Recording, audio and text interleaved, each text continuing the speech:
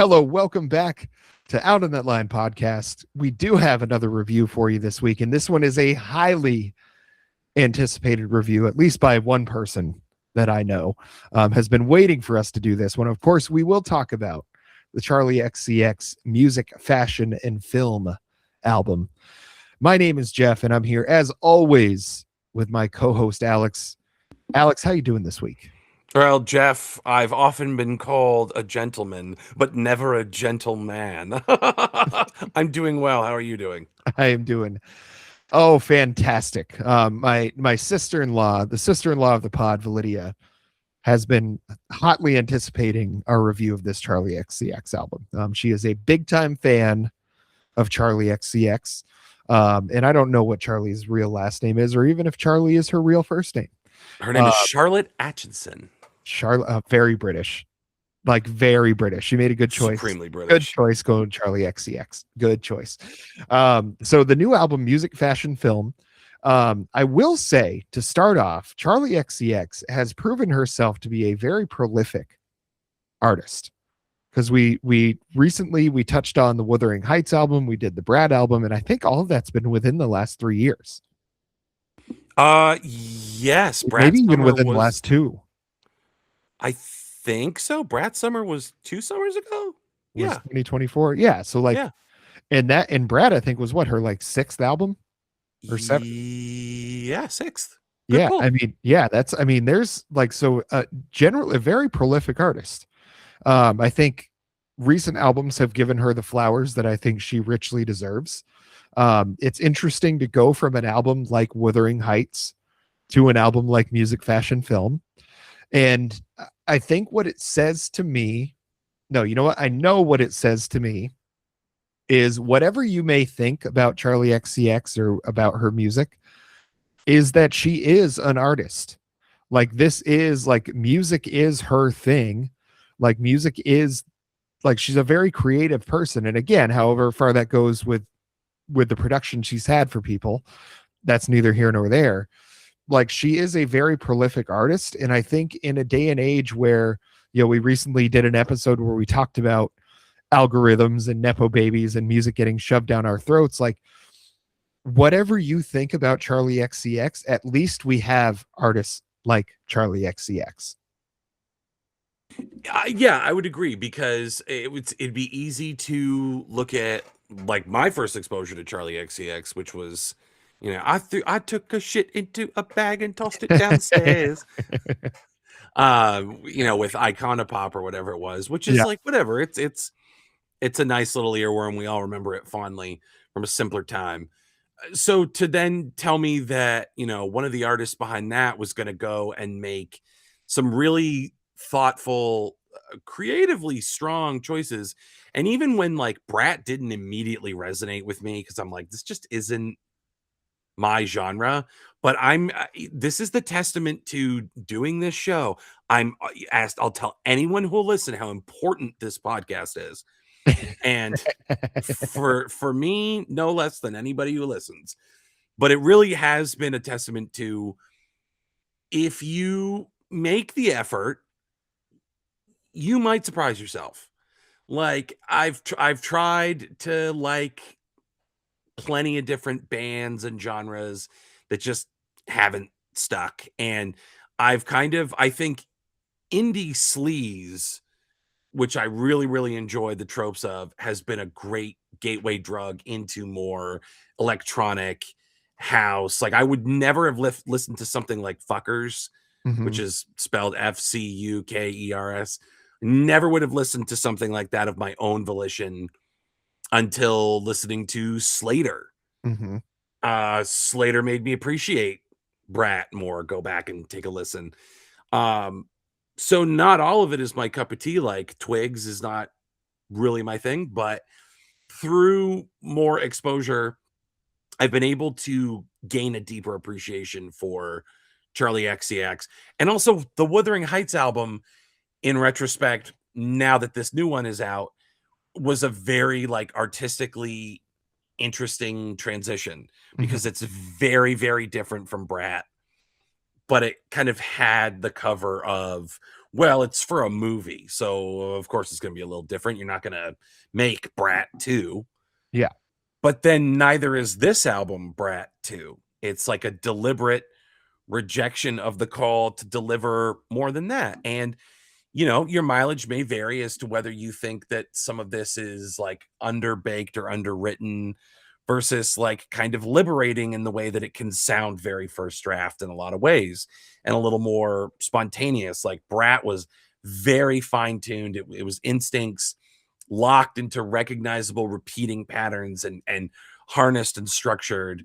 And a lot of this feels more fly by night, and I mean that in a complimentary way, because that's a dangerous aesthetic to adopt if you don't have total confidence in your concept. Mhm. So again, the average person's mileage may vary with what they get out of this in terms of how finished or unfinished they think the songs are and how that affects their enjoyment.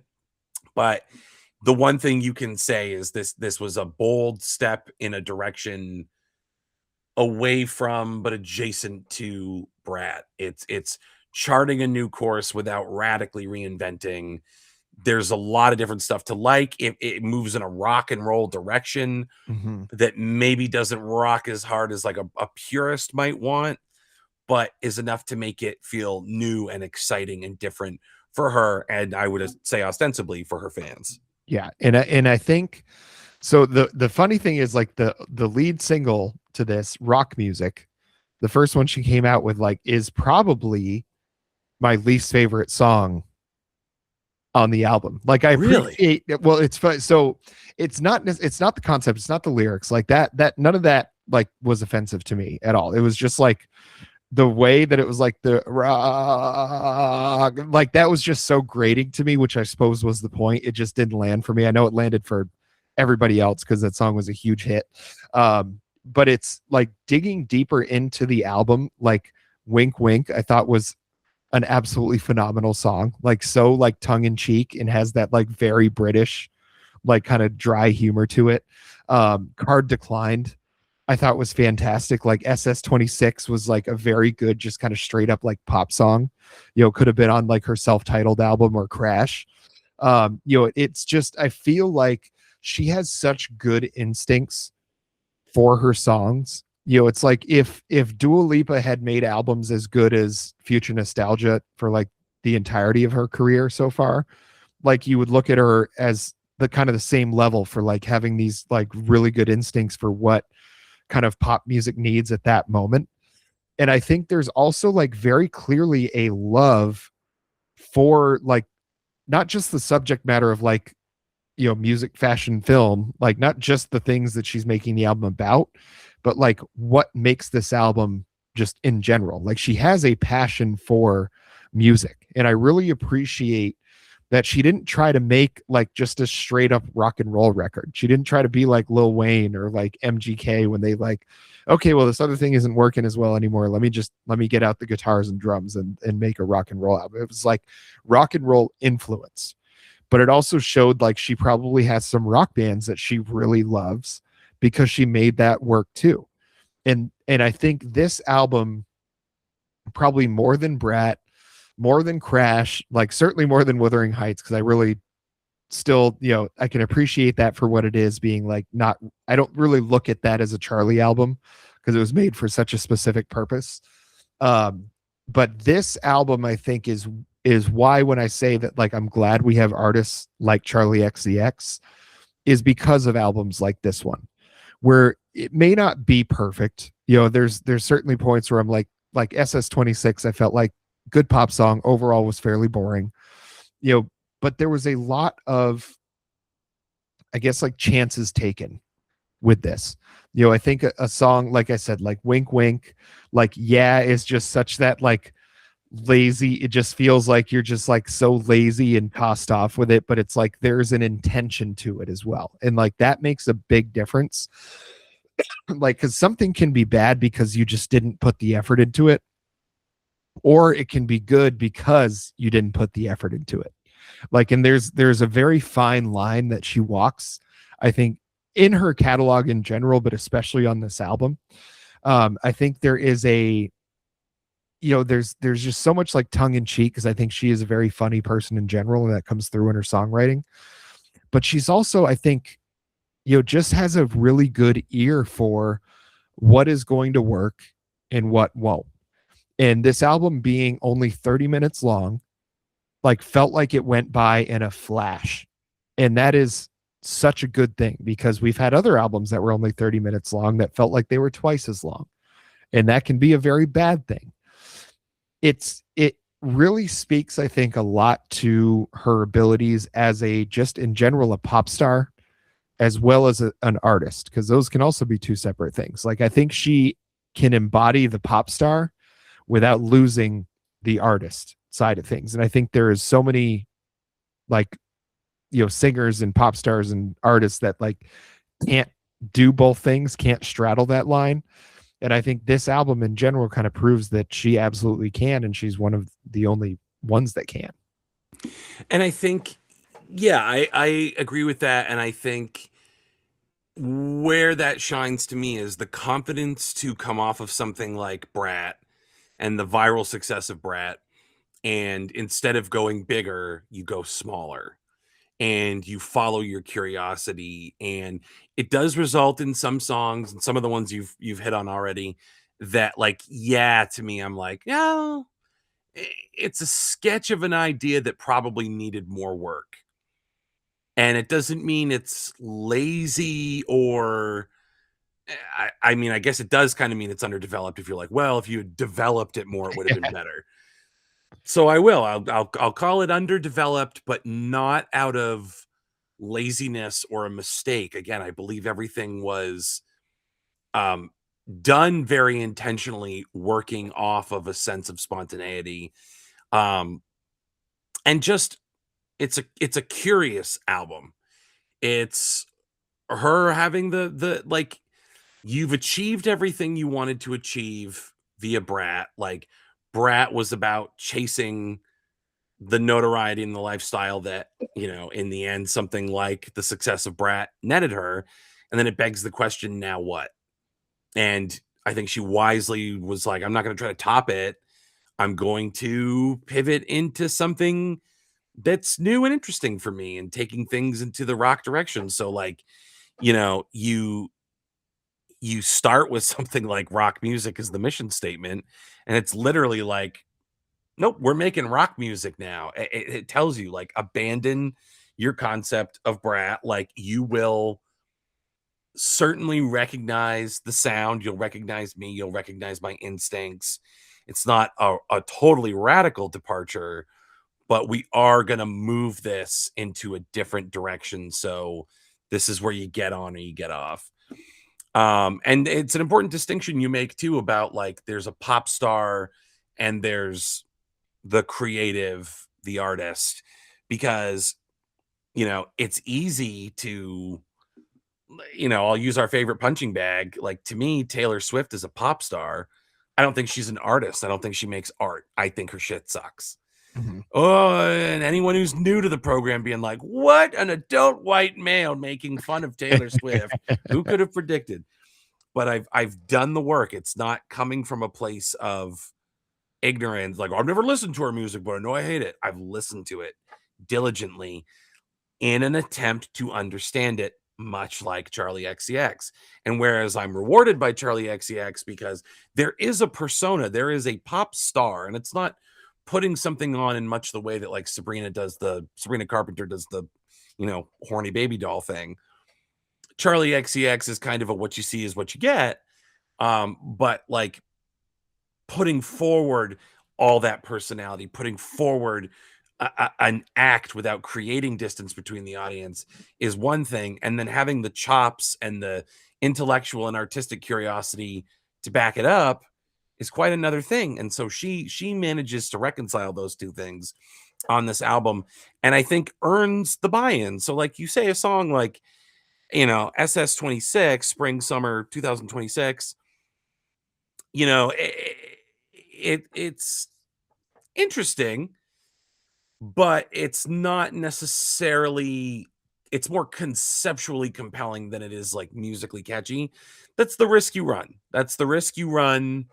by getting your ideas out there versus trying to sit and manufacture a hit. So if the difference is we're chasing chart topping success and mainstream acceptance and a viral sensation, this is, well, I'm putting this out there with the trust of my audience and let's see what they think. There's no agenda behind this other than releasing this song. And so that's like a pervasive sentiment along the album, and I applaud it because it would have been really, really easy to go back to the well and do more of the same. Mhm.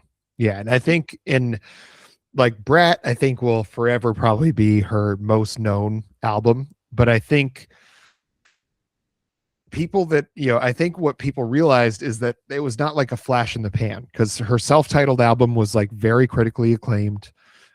Crash was not as critically acclaimed, but like still a very successful album.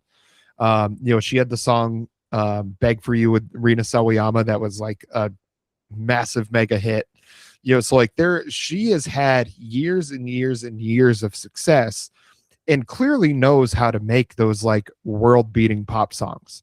The fact that she, and maybe some of these songs in this album become those like world beating pop songs, like, SS26, like Card Declined. Like there's a couple songs on this album that, certainly have the sound and probably have the ability to get to that level for her. But I don't think that was the intention. What I like about when I listen to Charli XCX is it feels like these are just thoughts that she has that she felt like getting out. And it doesn't, and I think you make a great point in that she trusts her audience to know that. And she trusts them to like buy the ticket and take the ride. And maybe it's going to miss sometimes, but I think when the effort is there and the intention is there and you have the artistic chops to like back those things up, it's really hard not to be successful. I think Wuthering Heights like absolutely was not, I mean, you obviously can tell it's her, but that's not a pop album, like that was not at all like a normal Charli XCX experience. So it probably never had an opportunity to get as big as some of her other stuff.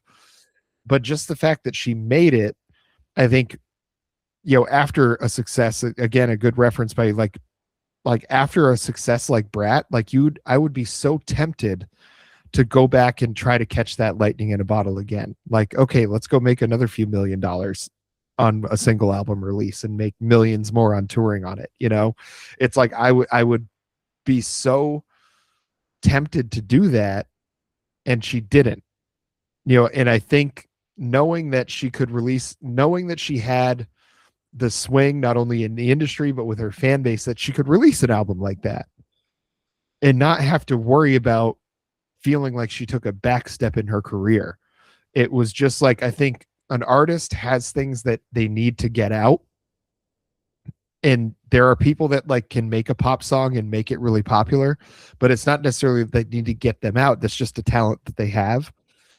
I think she is artist first, and that pop star is just like the package that gets delivered in. And so you have songs like Rock Music where she's like, the dance floor is dead, and it's like, you better hope it's not, because there's like that's like most of what her audience wants to do at her shows is dance. So it's just funny that she would make a song like that and then make the rest of the album basically all dance music. It's just, I think that kind of tongue-in-cheek thing is something she's really successful at doing. I love that. I wish she got the other people on the cover. I know it was like David Cronenberg. It was why am I blanking on his name? The director, and right, why am I blanking? Scorsese. I know it's like, and then they had the fashion guy. I don't even know which one he is, but it's like she had like those guys represented on the cover, and the only one she had actually on the album was David Cronenberg, and like that was very cool. I felt like the song could have been probably about 45 seconds shorter because he just kept repeating the "No One Lasts Forever" thing over and over and over again. But that little monologue was like so cool because it felt like a little bit of a throwback to the Wuthering Heights. It felt like touching on that part of her being an artist, but it really fit this album. It just seems like there was a vision and it was executed. Yeah, and I think down to the album artwork, the three people are John Cale of Velvet Underground, Mark Jacobs, and Martin Scorsese, Okay. each representing, music, fashion, and film. Yeah. In that order. Hey, I did it, respectively. Um, but I think it's kind of a fun idea to just be like, we're gonna go through my other influences, my other loves, and also like aesthetically, you look at the song 2007, and using that nostalgia as like an aesthetic object. And obviously, she's very influenced by the trends and sounds of the early 2000s towards the end of the 2000s. And now is in a position where that nostalgia is going to start coming through, and she was influenced by it and gets to influence what that nostalgia is going to look like as there's like an aesthetic revival. And 2007 as a song is like the part of a contribution to that. And I think that's kind of cool. Like it's akin to, if you're influenced by an artist, you get to play with them.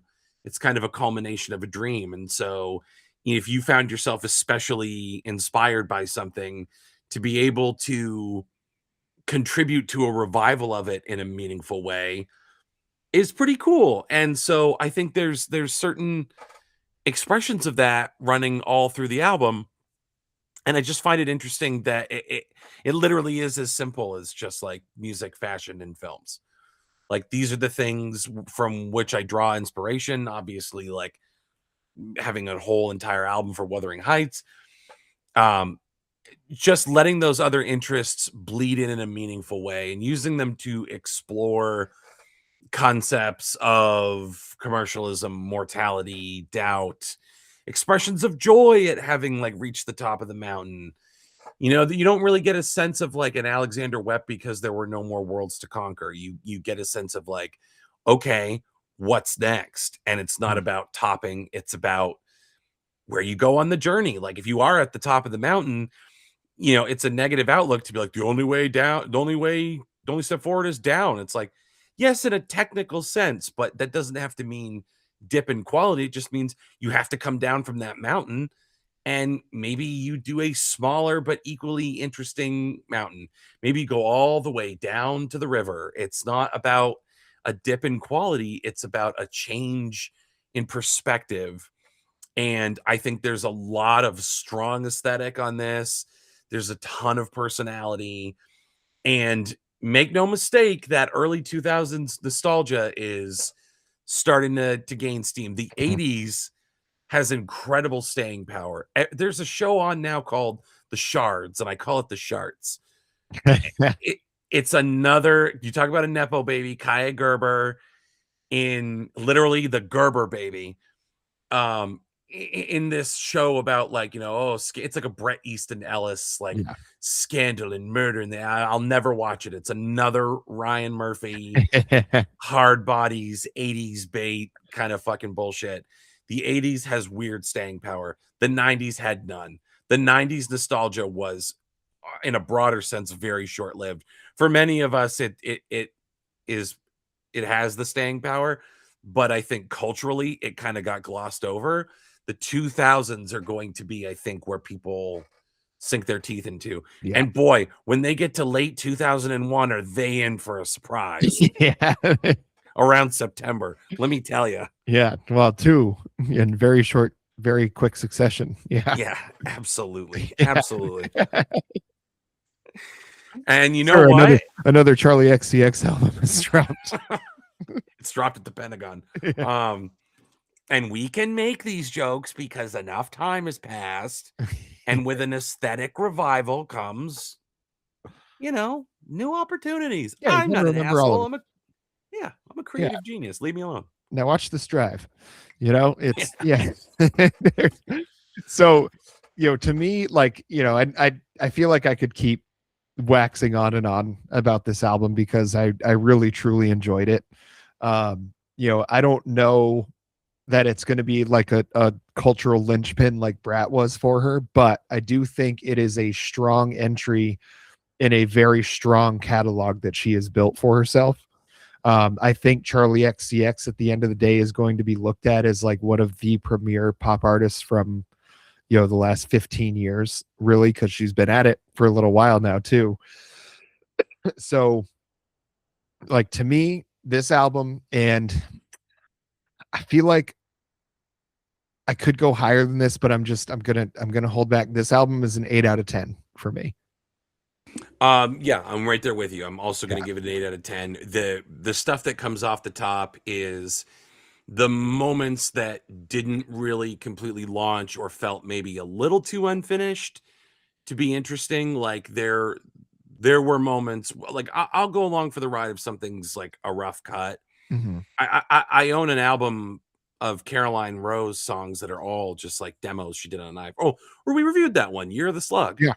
Um, that's a very like half-baked first draft kind of thing, and it works because that's the entire concept. So here, those moments I think stick out a little more. They don't steer quite as hard into like we're doing a demo. Hmm. It sits in that in-between world where it's like we've advanced beyond demo, but we haven't quite unlocked, I think, all of this potential. Um, so there's a little bit of a your mileage may vary from song to song and choice to choice. Uh, but all of that being said, it's a really fun album. It's a creatively curious album. It's a nice step. I'm not gonna say forward, back, up, down.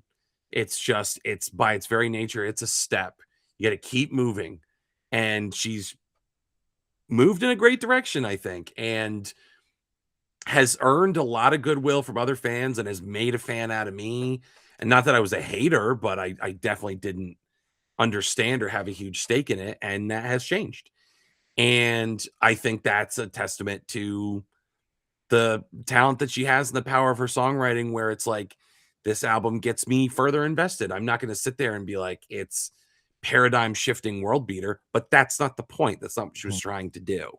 She was trying to pay tribute to the experiences she's had, the influences that helped get her there, and the creative instincts that keep her doing this, as opposed to branching off into fashion, film, or whatever full time.